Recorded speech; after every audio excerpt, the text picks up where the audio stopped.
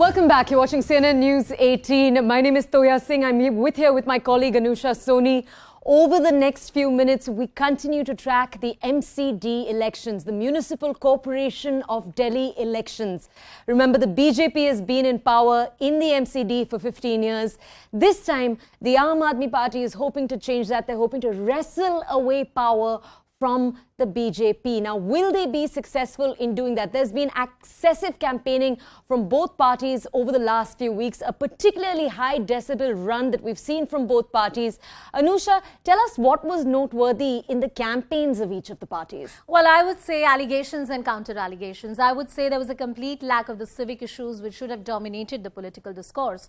And I think as journalists, we should point out that perhaps the issue of sanitations, the issue of making sure that Delhi is cleaner. After all, it's the national capital of the country. And that is why it's a battle of prestige both for the Aam Aadmi Party and the BJP. The Congress has managed to survive with the double-digit numbers or the leads which are coming in for them. The numbers on your screen, 132, 106, 10, those are the numbers. The results of the 2017 are also in front of you. So there is a significant gain that the Aam Aadmi Party has made and cutting right across into the vote bank of the BJP and the Congress Party. That's there on the screen right now. Some reactions for you, and then we'll get you more details.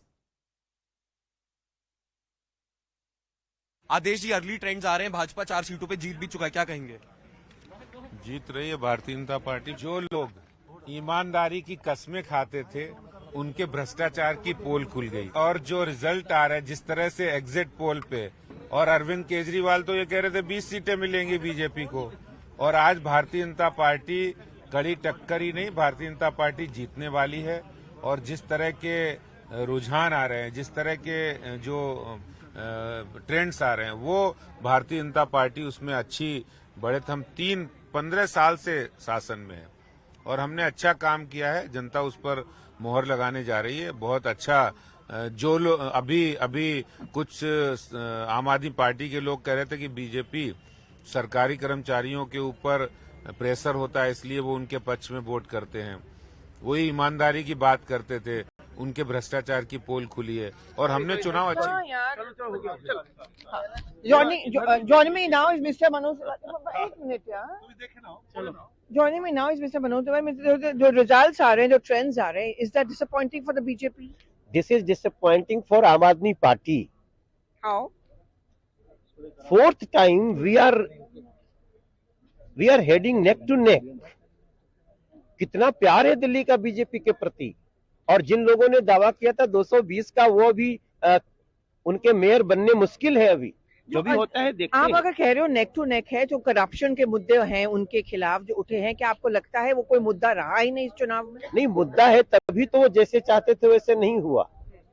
Delhi में एक बहुत बड़ा वर्ग है जो मुद्दों को देखता नहीं, वो तो सिर्फ देखता है बीजेपी को कौन हराएगा, उसके साथ चले जाते हैं। उनको जिस दिन समझ में आ गया कि नहीं, मुद्दे भी इशू होते हैं, मुद्दे भी आपको प्रभावित करते हैं, तो ये अभी कब तक के हार चुके होते हैं। लेकिन उससे आगे हम बढ़ के सोचते हैं कि आम आदमी पार्टी को चौथी बार भी अगर हम एमसीडी में नेक टू नेक ले रहे हैं तो ये आम आदमी पार्टी की नैतिक हार होगी। आपको क्या लगता है, क्या कारण हो सकता है बीजेपी के not up to the mark performance का? It is up to mark performance. आप एक पत्रकार हो कि इस तरह की भाषा आप लोगों को ठीक नहीं लगती है कि जो चौथी बार नेक टू नेक कह रहा है वो आपको अप टू मार्क नहीं लगता है, तो सोच बदलिए।